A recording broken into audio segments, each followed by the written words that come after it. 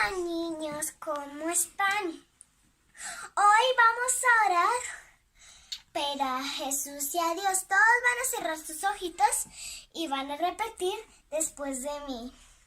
Papito Dios, te damos gracias por este día, por los pastores, por los niños de la iglesia y por todos de la iglesia. Te pido que ese COVID-19 no toque con ninguno de nosotros. Amén y amén. Apocalipsis, capítulo 2, del versículo 1 al 4.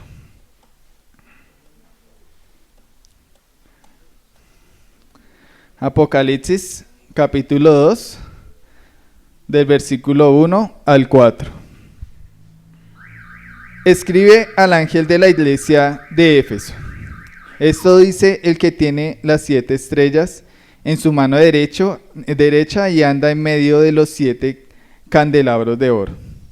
Y yo sé todo lo que haces, conozco tu duro trabajo y tu constancia, y sé que no puedes soportar a los malos. También sé que has puesto a prueba a los que dicen ser apóstoles y no lo son, y has descubierto que son mentirosos. Has sido constante y has sufrido mucho por mi causa sin cansarte. Pero tengo una cosa contra ti, que ya no tienes el mismo amor que al principio, o que has perdido tu primer amor. Amén. Bueno, este mensaje decidí llamarlo De vuelta a Lutero. Amén.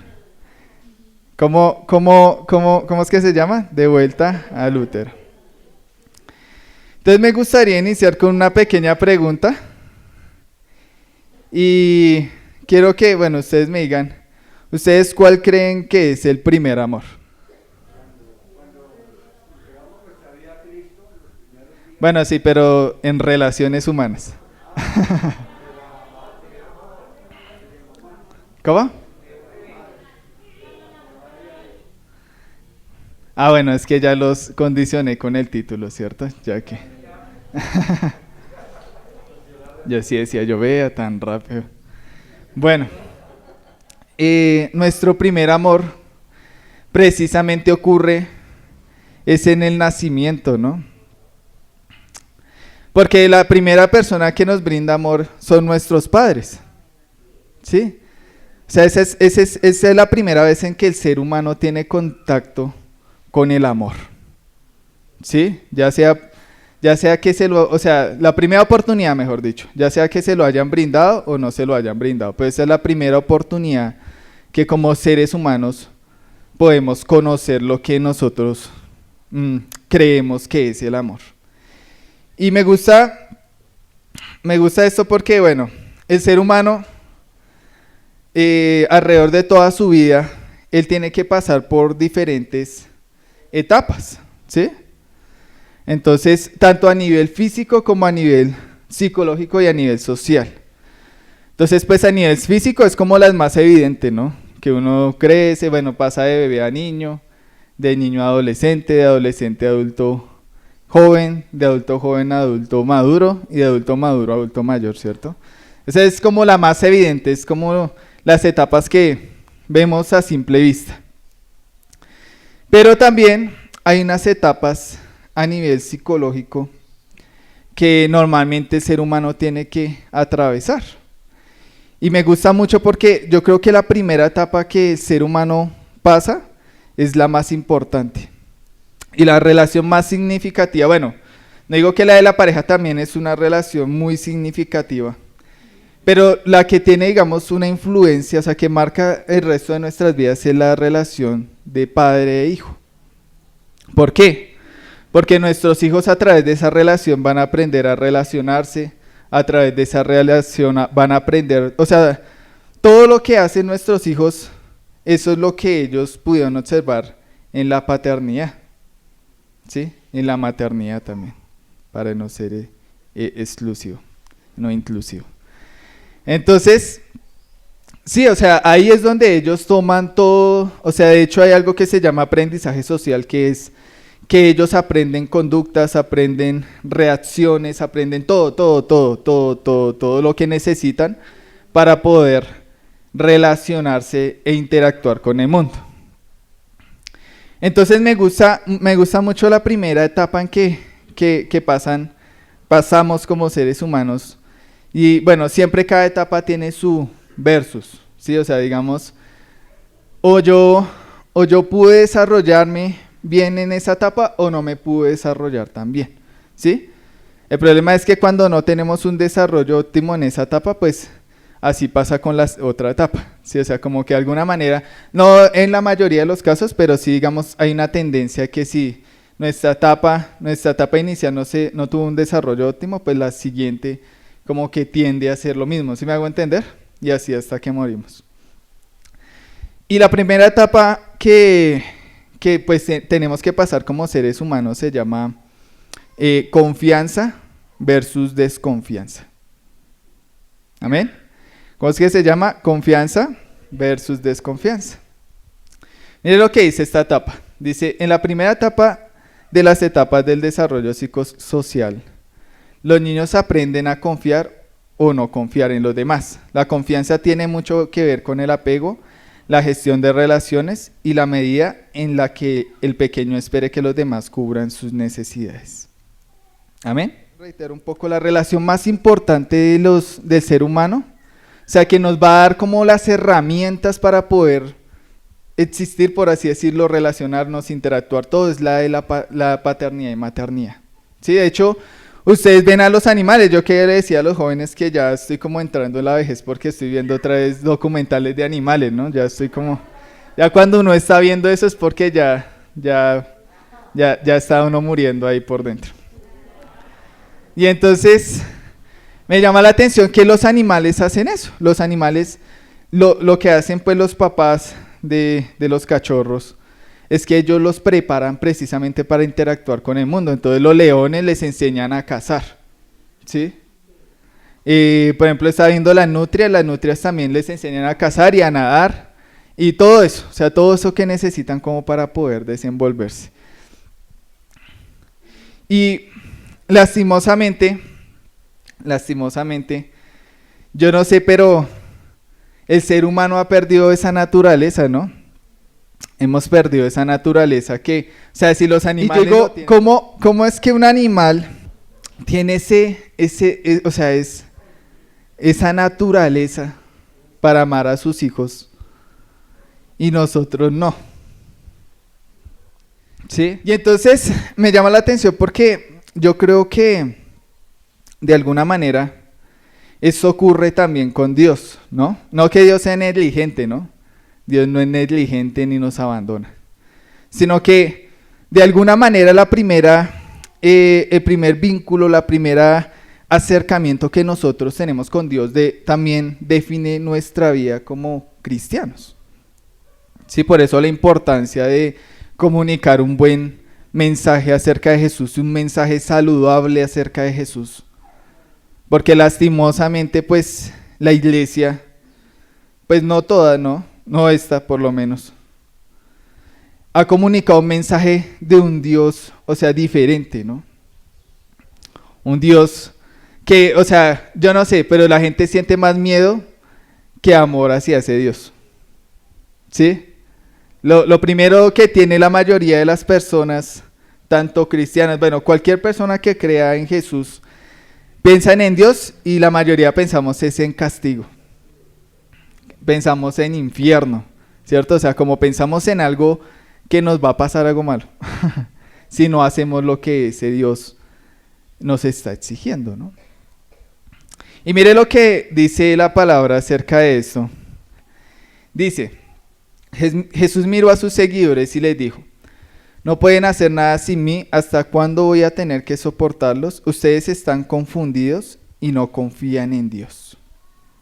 Amén. Y yo creo que eso ocurre mucho, O sea, la raíz de la desconfianza en Dios ocurre en la confusión acerca de Dios. ¿Sí? O sea, de hecho aquí lo dice Jesús, ustedes están confundidos y no confían en Dios. O sea, cuando yo me confundo acerca de quién es Dios, no puedo confiar en Dios. ¿Sí? Es difícil cuando usted no tiene una imagen clara de quién es Dios. Imagínese yo pensar que Dios es un Dios de esos egipcios que demuestran todo su poder, que acaban con, mejor dicho, ejércitos y eso. Imaginarse a Dios de esa manera, ¿usted qué sentiría hacia ese Dios? Miedo, ¿cierto? Un Dios que si usted hace algo malo, mejor dicho, se va para el infierno, por así decirlo. O sea, tenemos terror. Y lastimosamente el mensaje de Jesús, como digo, no en todas las iglesias, pero sí en muchas iglesias se ha vuelto así. Es una cultura de terror. ¿Sí? O sea, nos acercamos a Dios no porque lo amemos, sino porque nos da miedo. Nos da miedo que nos haga daño. Nos da miedo que si hacemos algo nos dé cáncer. Nos da miedo que si nos hace algo, no, es que a veces nosotros pensamos eso, ¿no? A veces de pronto le pasó algo malo a nuestros hijos. No, es que es porque yo no hice esto. Es que fue por mi culpa. Y así, y vivimos cargando eso toda la vida. ¿Por qué? Porque nuestro primer acercamiento con Dios fue así. Fue un acercamiento de terror. Nos convencieron a través del miedo. Y por eso es que no podemos confiar en Él. Amén. De hecho, Jesús mismo lo dijo. Dice, después de eso Jesús y sus discípulos fueron a los caseríos cercanos al pueblo de Cesarea de Filipo. En el camino Jesús les preguntó, ¿qué dice la gente acerca de mí? Los discípulos le contestaron, algunos dicen que eres Juan el Bautista, otros dicen que eres el profeta Elías, hay otros que piensan que eres alguno de los profetas. Entonces Jesús les preguntó, ¿y ustedes qué opinan? ¿Quién soy yo? Amén. Y yo creo que esa pregunta es clave, o sea, usted nunca va a poder experimentar el amor de Dios si usted no sabe quién es Dios. O si por lo menos la imagen que tiene de Dios está confundida. ¿Sí? Ahí va a ser imposible nosotros poder experimentar el amor de Dios. Y entonces, por eso me gusta este título, Devolviendo a Lutero, porque nosotros conocemos a Jesús cuando volvemos al lugar donde se formó nuestro primer vínculo. ¿Sí? Esa es la única forma en que nosotros podemos conocer a Jesús, cuando volvemos al mensaje original de Jesús. Ahí es donde nosotros podemos llegarlo a conocer. Cuando dejamos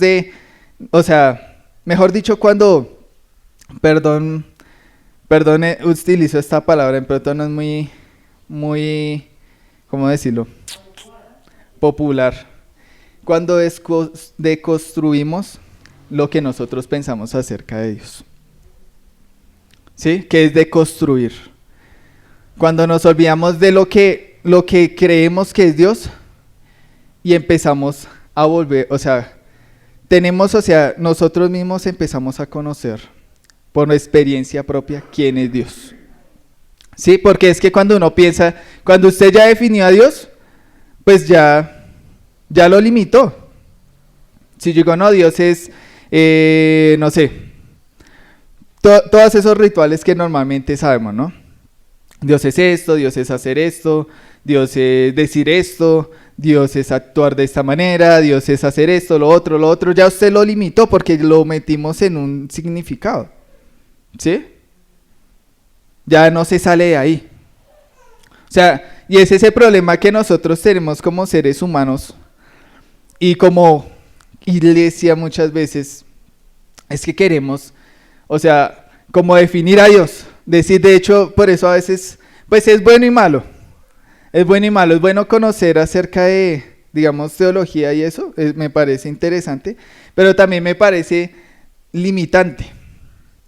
Porque a veces en la teología le dicen cualidades acerca de Dios. Entonces ya le dicen, Dios es así, Dios es así. Nombres acerca de Dios, Dios es así. Y entonces ya como que lo encerramos, ¿sí? O sea, ya más allá de eso ya no hay Dios. ¿Y ustedes qué creen? ¿Que Dios es finito o infinito? Infinito. Es infinito. Y entonces cuando nosotros limitamos a Dios, pues también así se limita el amor que nosotros experimentamos acerca de Él. Se vuelve un amor finito. Y bueno, me gusta mucho bueno, yo de hecho este título surgió un poco acerca de lo que está pasando en mi vida, que tengo el privilegio de ser papá.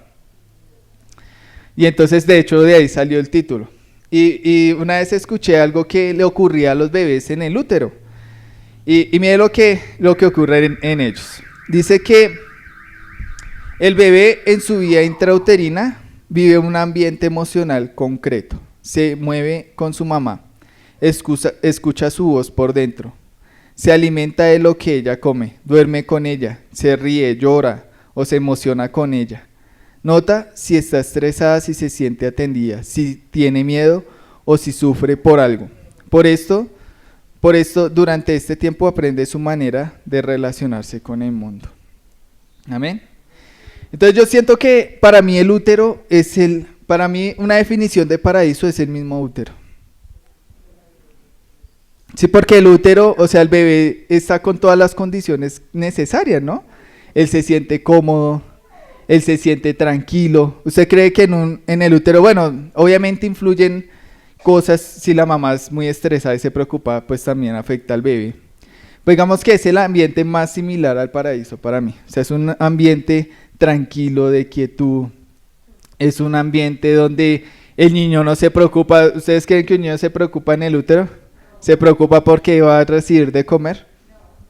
No, él solo lo recibe y ya, y come, ¿cierto? Duerme, descansa, ¿cierto? O sea, él no está preocupado, ay, ¿será que mañana me toca subirme al Transmilenio o algo así? Entonces, ¿se imagina un bebé pensando eso? No creo, ¿no?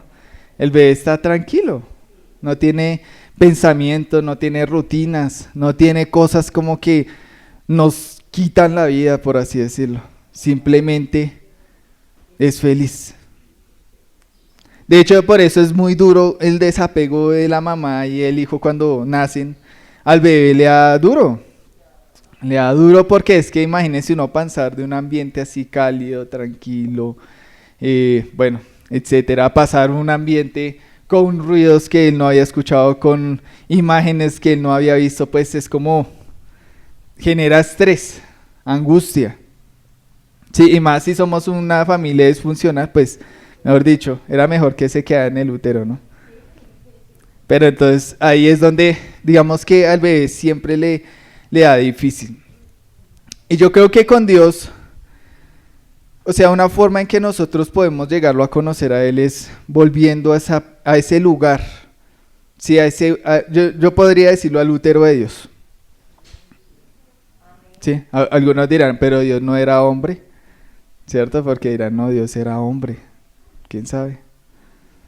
Ni idea, yo creo que Dios no tiene género. Pero yo creo que es volver a ese útero, ese lugar tranquilo, ese lugar de quietud, de paz. Y me gustaría hablarles un poco acerca de las cosas que nos brinda el útero, que le brinda el útero a los bebés. Y la primera impresión que nos brinda el útero es la impresión de protección, la sensación de protección. Amén. Y me gustaría ir a Lucas 13:34. Dice: habitantes de Jerusalén, ustedes matan a los profetas y los mensajeros que Dios les envía. Muchas veces quise protegerlos a ustedes como la gallina que cuida a sus pollitos debajo de sus alas, pero ustedes no me dejaron. Amén. Y yo creo que eso es lo que, o sea, Dios siempre ha querido protegernos. O sea, desde que nacemos, digamos que el sentir de Dios es proteger al ser humano. O sea, y a veces va en contrario de lo que porque al contrario a lo que nosotros pensamos, porque cuando pensamos un Dios del miedo, uno no piensa que Dios lo va a proteger, sino que lo va a exponer a situaciones feas, ¿no? O por lo menos yo, bueno, no, como les digo, no aquí, pero antes, yo pensaba así de Dios. Yo pensaba en Dios como algo así, como, no sé, como que Él quiere que, porque uno siempre piensa como seguir a Jesús es algo como difícil. De hecho, que ella estaba leyendo el Facebook y decía algo así que seguir a Jesús te va a costar toda la vida, pero algo, bueno, no me acuerdo qué decía la otra frase, pero no seguirlo te cuesta tu alma, ¿sí? Entonces como que es difícil, o lo sigo y, o sea, es horrible seguirlo, pues me toca o si no me muero, algo así.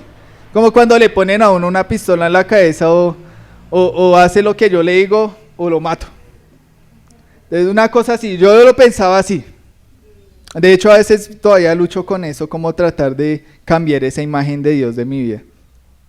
Pero lo veía así como un Dios, mejor dicho, que me quería hacer daño, no que me te quería proteger. Y bueno, yo me acuerdo una vez que estábamos aquí en el jardín, y pues el jardín, digamos que hay dos entidades que regulan la educación en la primera infancia, ¿sí? La primera es Secretaría de Integración Social, que regula los jardines infantiles, y el otro es Secretaría de Educación. Y entonces, mejor dicho, bueno, ahí hay un terror porque pues digamos que esas dos secretarías están peleándose así, lo que siempre pasa en Colombia, ¿no? Entonces como que no saben que si que si lo otro, bueno, no se ponen de acuerdo. Y pues había muchas cosas que pedía, digamos que cada una de las secretarías pide cosas diferentes y que nosotros no, o sea, es difícil como poder complacer a los dos, ¿cierto? Y había algo en específico que, mejor dicho, pues, si no lo hacíamos, pues, el jardín, o sea, el proyecto se iba a estancar. Y pues digamos que en ese momento no teníamos los recursos para poder hacerlo, ¿sí? Porque pues era costoso. Cualquier proyecto aquí en Colombia es súper caro, y si se quiere hacer legalmente. Y entonces, pues estábamos como tristes porque, o sea, no sabíamos qué hacer porque eso iba a afectar el jardín. O sea, eso iba a afectarlo en todo sentido, hasta no sabíamos, o sea, estábamos así, difícil. Y yo me acuerdo que, bueno, estábamos ahí, bueno, normal, estábamos bajando a los chiquitos para que ya estaban saliendo de su jornada. Y entonces timbró una señora. O sea, yo no sé, literalmente, yo pensé que eso solo le pasaba a gente así de re espiritual. Yo ese día no había orado. Entonces, pues no sé, no fue por la oración. O no, mentiras, de pronto sí, pero ahora ese día ni leyó la Biblia, no sé. Y entonces timbró la señora, era, bueno, una señora, otra directora de otro colegio de aquí del sector. Entonces subimos y yo dije, bueno, yo pensé que era una mamá porque, pues no, la verdad no tenía cara de directora, tenía cara pues normal. No sé cómo es la cara de una directora, pero bueno. ¿Sí? Entonces yo, bueno, le iba a dar la información acerca del jardín, etcétera. Y entonces pues me comentó el caso de ella, todo eso. Y nosotros sin conocerla ni nada, nos estaba brindando lo que necesitaba el jardín en ese momento. Amén. Y entonces pues yo quedé como que, o sea, pues yo no me lo esperé, sí, fue algo como normal, o sea, un día normal. Y entonces ahí yo me di cuenta de la protección de Dios. O sea, uno a veces piensa que Dios, como que no piensa en eso, uno piensa que es uno contra el mundo, ¿no? Pero yo vi que Dios sí estaba atento acerca de esa situación. Amén. Y no me ha pasado muchas cosas, por ejemplo, también pues yo creo que no es, bueno, todos saben que mi esposa le habían diagnosticado un embarazo de alto riesgo, ¿no? Que pues digamos que allá ellos, bueno, hacen unas ecografías y entonces en esas ecografías miran si la mamá, o sea, la mamá tiene como dos arterias y esas dos arterias irrigan sangre pues hacia el bebé, ¿sí? Y entonces pues digamos que de esas dos arterias, pues una estaba cerrada, o sea, no estaba completamente abierta y la otra sí. Entonces, ¿qué pasaba? Pues como, digamos que al principio no afectaba mucho, pero ya con el pasar del tiempo, cuando el embarazo era más avanzado, pues, o sea, digamos que el bebé demanda más esfuerzo del cuerpo de la mamá. Entonces, pues se necesitaba que sí o sí esa arteria se abriera, o si no, le iba a dar preeclampsia, ¿sí? Entonces, pues fue una situación como fea, ¿sí? De hecho, yo no podía dormir muy bien porque pues uno se preocupa. Y yo hasta tenía sueños así, es que yo no sé, es que la mente es como el peor enemigo de uno, ¿no? Uno la está pasando en la inmunda y uno dice, no, al menos duermo y ya me tranquilizo y no hay pesadillas, ¿cierto? O sea, sé que tiene... En fin. Y entonces soñé algo así, que mejor dicho que mi esposa le había pasado eso. Ah, no, como decir, no, sí, preocupándome, me levanté preocupado, o sea, como que uno a veces no puede como fluir, ¿cierto? O sea, es difícil. Y entonces, bueno, así con esa preocupación, pues orándole a Dios, obviamente pues uno se aflige porque la esposa de uno pues sufre con ella, ¿cierto?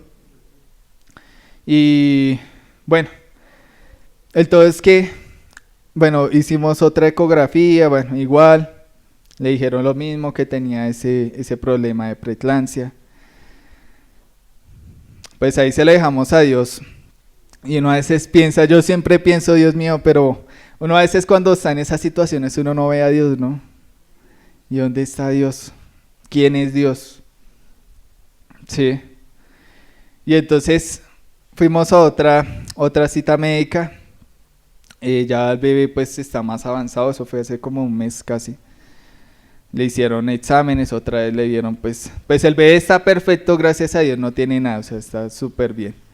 Y entonces le empezaron a ver otra vez sus arterias y el doctor nos dijo que la arteria que tenía estrecha se le había abierto, gracias a Dios. Entonces...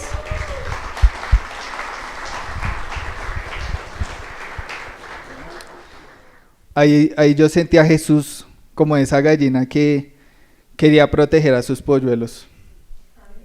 Sí, no nos abandona, nos protege. Amén. Y entonces eso es algo que ocurre en el útero, ¿no? O sea, el bebé se siente así, el bebé se siente protegido. El bebé no siente esa desconfianza de que sus papás lo van a abandonar porque ellos caminan con sus papás, sienten lo que sus papás sienten.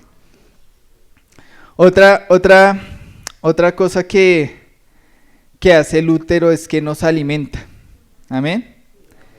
Y me gustaría ir a Primera de Pedro 2:2. Primera de Pedro 2:2. Dice: deseen como niños recién nacidos la leche de la palabra no adulterada, para que por ella crezcan para salvación. Amén. Y a mí me llama la atención este versículo porque, bueno, de hecho esto lo habíamos hablado mucho con los jóvenes. Es que nosotros estamos en una sociedad de la insatisfacción. Amén. O sea, de hecho, que ella estaba escuchando, estaban haciendo una entrevista, bueno, a diferentes personas así, X, aleatoria, en la calle. Y le hacían una pregunta a esa persona. Siempre le hacían esa pregunta, le decían, ¿usted es feliz? Y entonces la mayoría, como que, no. De hecho, pregúntese esto a sí mismo, ¿usted es feliz? O sea, ¿realmente se siente satisfecho con esta vida que tiene que vivir? ¿Quién dice que sí? Levante la mano. En este momento, ok. O sea, no, pues si fuera otro momento ya no. Ok. Entonces no es una felicidad, eso es como un chispazo ahí, alegría. Alegría. Entonces, aquí hay algo importante, y es que lastimosamente, y todos, cristianos, no cristianos, terrestres, extraterrestres. Vivimos en una sociedad de consumo. ¿Sí? ¿Y qué pasa con el consumo? El problema del consumo es que, bueno, de hecho les voy a definir qué es el consumo. Dice, se refiere a la tendencia de adquirir, consumir o acumular bienes, servicios. Yo le puse una personal y personas que en muchas ocasiones no son necesarias para las personas. Entonces vivimos en una sociedad, como hablábamos al principio, de la novedad, ¿sí? Entonces muchas veces nosotros hacemos eso, consumimos. ¿Usted no le ha pasado que usted ya está lleno, almorzó y va y se compra un helado por allá? Ya está lleno, está toteado así, mejor dicho, se le está saliendo las papas por las orejas. ¿Cierto? Ya, vuelto nadie. Cuando uno está privado, ¿sí ha visto que uno está privado? Sí, ese. Y uno va y se come un helado. Que para la tarde, que el domingo el helado, uno ya como que sí, es como una rutina, ¿no? Pero si ya está lleno, ¿por qué se come un helado? Tragón, no mentiras. No, yo también lo he hecho. Tranquilos. Yo soy pecador también del consumo. Y entonces nos pasa eso, porque y eso es lo que le pasa al ser humano. Siente llenura y seguimos consumiendo. ¿Sí? O sea, estamos en un estado de satisfacción, pero aún queremos más. ¿Por qué? Porque eso es lo que nos vende la sociedad. No nos podemos conformar con lo que tenemos. ¿Sí? Entonces, no solamente en la comida, por ejemplo, en redes sociales, ¿sí? Entonces usted publica un meme o lo que sea, una frase así filosófica, qué sé yo, le ponen un like. El problema es eso, le pasa lo mismo a los de Facebook. ¿Qué pasa, digamos, si usted tuvo 500 likes hoy y le sale al otro día 300, ¿usted cómo se siente? Como que, ¿qué pasó? O sea, que no dije algo profundo, entonces uno... Y entonces pasa lo mismo, entonces como que queremos más aprobación. Lo mismo pasa con las personas, buscamos una mujer o un hombre que nos haga felices, pero no es suficiente. Y por eso surge la infidelidad, porque ya lo novedoso pasa a otra parte y ya no siento lo mismo. Eso, ¿sí les ha pasado eso? Yo creo que esto no es una pregunta para jóvenes, sino para todo el mundo, yo creo. ¿Usted no le ha llegado como que llega ese pensamiento, es que antes era diferente? ¿Sí? Y esa pregunta, ¿pero por qué? Pues porque estamos consumiendo. Ya consumimos, o sea, vimos a esa persona como un producto. Entonces ya me consumí el producto, entonces ya no es suficiente, hay que consumir otro producto. Nos vamos enfermando de insatisfacción o no nos sentimos felices. Y yo creo que la alegría, o por lo menos la alegría que Dios nos brinda en el útero, en su útero, yo creo que se representa mucho. Bueno, hay aquí una parte de un texto de un libro que me llamó la atención, que decía esto. Dice, alguna tarde caminando los dos solos por el centro de la ciudad, le pregunté, ¿por qué no se dedicaba a una profesión a una persona? Algo así como economía o administración de empresas. Si tenía un supermercado y si tanto su hermano como él dependían de ese negocio, ¿por qué no ampliarlo y hacer un buen dinero? Y Marcos, que era lacónico y que mascullaba las palabras siempre en voz baja, me respondió, a veces hay que elegir entre el dinero y la felicidad, aunque la felicidad no sirva para nada. Amén. Y ese es el problema. Nosotros definimos como la felicidad, la alegría, la satisfacción como algo instrumental. Si sirve, me haces feliz. Si esta persona me hace feliz, o sea, si esta persona hace esto y esto, me hace feliz. Solamente definimos la felicidad si sirve o no sirve eso. Si no sirve, lo desechamos. Si esa esposa ya no tiene las mismas curvas que tenía antes, la desechamos. O si ese esposo ya no tiene esa chocolatina marcada, sino ya se derritió, pues porque ya consumimos el producto. O sea, vemos a la gente como productos, como servicios. Y yo creo que la felicidad que nos da Dios en el útero es una felicidad que a veces no sirve para nada. O sea, instrumentalmente, que usted diga, por ejemplo, ¿usted para qué cree que sirve servirle a una persona? Visitarla cuando está enferma. O sea, ¿usted saca dinero, algún tipo de recompensa por eso? O sea, cambiar la fotografía, por lo menos si usted conoce el mensaje de Jesús, si usted quiere seguir el mensaje de Jesús, yo creo que usted siempre quiere cambiar la fotografía de su realidad. Usted no se, en ese sentido sí es bueno la insatisfacción, ¿no? No sentirse tan satisfecho con gente destruyendo a otros y destruyéndose a sí mismos. Sí, yo creo que ese tipo de insatisfacción sí es positivo. Entonces, tal vez no nos sirva para nada, pues nos hace felices. Y me gusta mucho, por lo menos ayer estábamos viendo una película con mi esposa y era algo similar. Era una película que una señora por allá estaba trabajando, así una mujer de negocios, y entonces se puso a trabajar, etcétera, etcétera. Y tenía muchos contratos y tenía que abandonar mucho su familia porque le tocaba viajar. Entonces todo el tiempo viaje, no podía estar en las experiencias que tenía que pasar con sus hijos. Era en Estados Unidos, una mujer de Estados Unidos.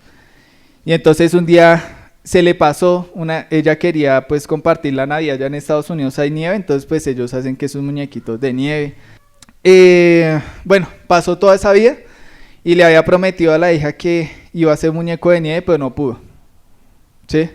Y entonces, bueno, ahí siguió en su trabajo, veía cómo se estaba pues acabando su familia, ¿cierto? Porque pues lo que ella hacía servía, ¿no? Servía para poder tener dinero, servía para poder, digamos, escalar socialmente en un estrato mejor, por así decirlo. Y bueno, una vez también le habían dicho que se tenía que ir a viajar casi un mes por allá a hacer negocios y todo eso. Y le dijo, ¿sabe qué, señor? Yo quiero, o sea, no puedo. Y el jefe le decía, ¿pero por qué? ¿Quiere que la eche? Que no sé qué. No, es que tengo algo importante, tengo que ir a hacer un muñeco de nieve con mi hija. Amén. Y yo creo que, ¿para qué sirve un muñeco de nieve? A ver. ¿Sirve para algo? Nada. Sí, o sea, hice el muñeco de nieve y me depositaron 2 millones de pesos en la cuenta. ¿Sí?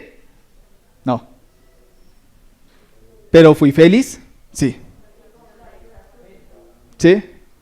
Soy feliz cuando elijo no estar tanto en otras actividades y estar con mi familia. Así sea viendo una película ahí, acostados, arrunchados un ratico. ¿Sí? A veces no hacemos nada, estamos tan metidos en cosas que digo que lo mejor es eso. Eso es lo que uno se arrepiente cuando está así ya en una edad avanzada, no haber podido compartir lo suficiente con las personas que aman. Pero eso es lo que olvidamos hoy cuando estamos así jóvenes. Eso es pues así, 5 minuticos. Y esos 5 minuticos es viendo un celular ahí, ya sé, el tiempo familiar. Y entonces es eso. Y no somos felices, no vamos a ser felices. Tal vez para usted eso sea felicidad, pero en el futuro va a ser nuestra tristeza y desilusión, ¿no?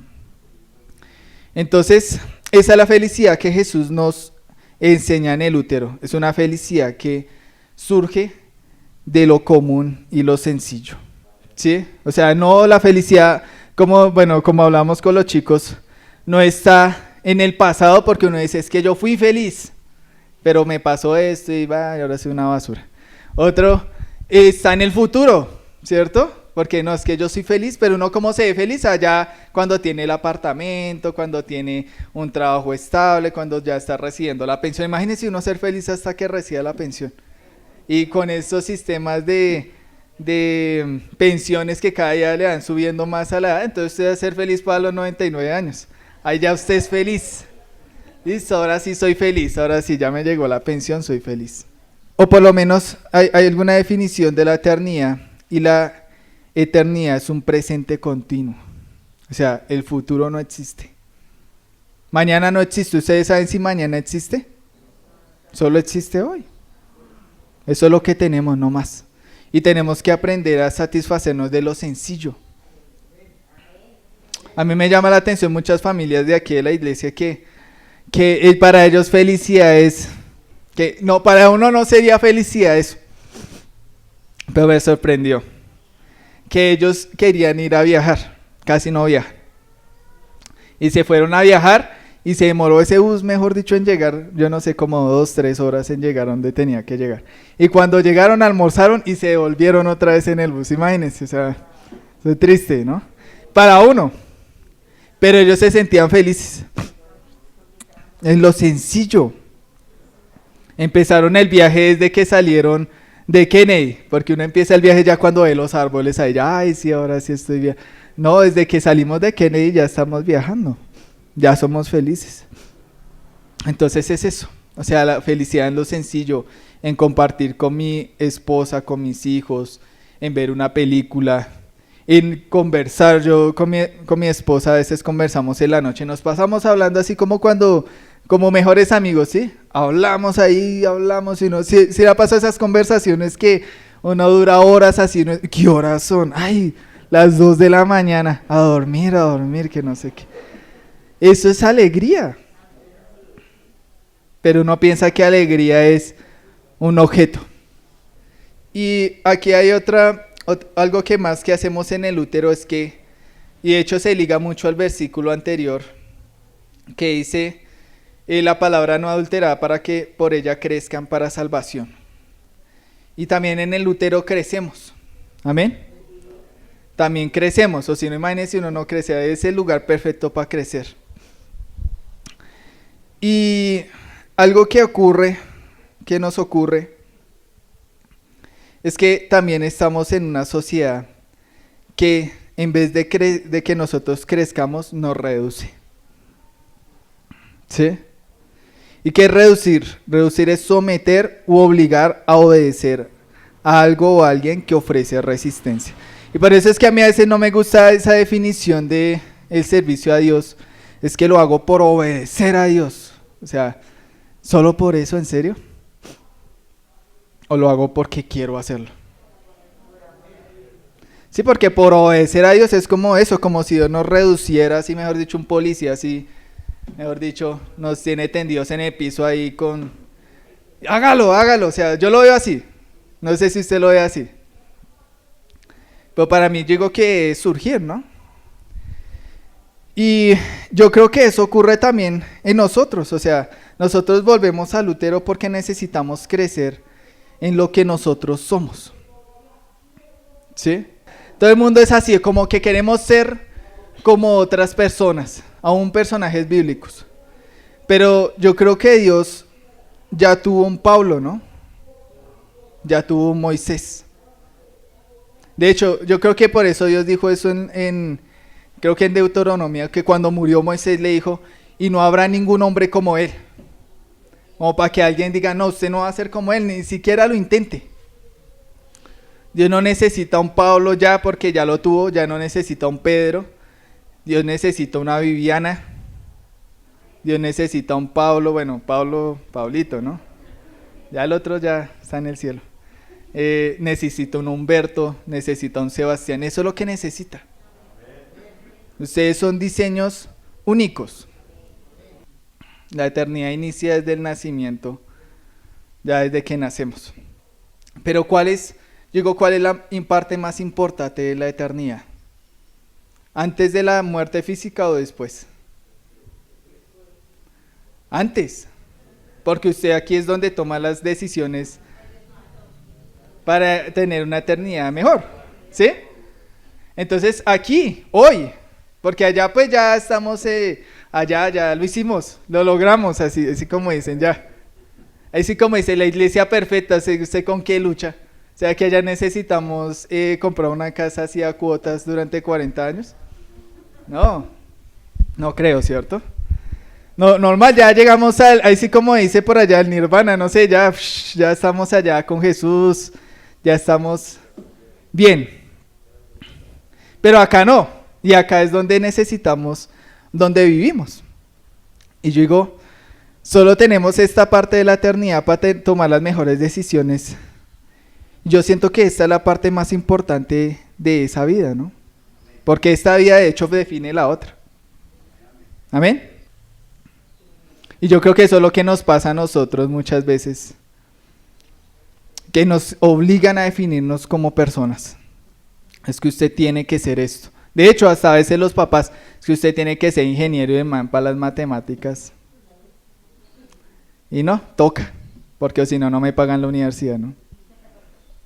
O me obligan a trabajar en esto, o me obliga, a veces nos sentimos obligados a estar en relaciones, ¿cierto? Para que otros se sientan felices. No, es que pues sí, no me gusta, es feo y todo, pero pues bueno, toca, porque es que ese sí tiene dinero y bueno, ¿cierto? Entonces sí, obligados a estar con personas, ¿no? Por el dinero, obligados a estar por otros. Y nos obligan a definirnos como eso que normalmente la gente quiere que se defina. Cuando no nos definimos con eso, produce malestar. La gente, no, ¿cómo así? Siempre que usted va a seguir lo que usted nació para hacer, siempre hay conflicto. Porque la gente no quiere que usted sea así. Porque pues, de pronto muchas veces tampoco es, de pronto si es por la familia, a veces es porque le da miedo que no, que sea pobre o cosas así. Pero igual, solamente tenemos esta vida para hacerlo. Entonces yo creo que Jesús hace eso, o sea, Jesús, cuando volvemos al útero, precisamente nos permite definirnos para lo que nacimos, para lo que nosotros nacimos. Amén. De hecho, lo dice en la Biblia, ¿no? Dice que antes de que tú nacieras, ay, se me olvidó, ya estoy medio Alzheimer, ¿no? Me había escogido para ser, digamos, profeta de las naciones. O sea, ya esa persona ya había nacido para algo. Jeremías 1:5, eso. Y me gustaría terminar con esto. Había otro, pero pues no quiero extenderme tanto. Y yo creo que cuando volvemos al útero, lo más importante es que escuchamos el corazón de nuestra mamá. Amén. Ese es el sonido que prevalece sobre todo, o sea, el corazón de nuestra madre. ¿Sí? Y me gusta un versículo que está en Juan 13:23, que dice: y uno de sus discípulos, al cual Jesús amaba, estaba recostado sobre su pecho. Amén. Y yo creo que eso es lo que necesitamos nosotros, y esa es una invitación que nos hace Jesús hoy a escuchar su corazón.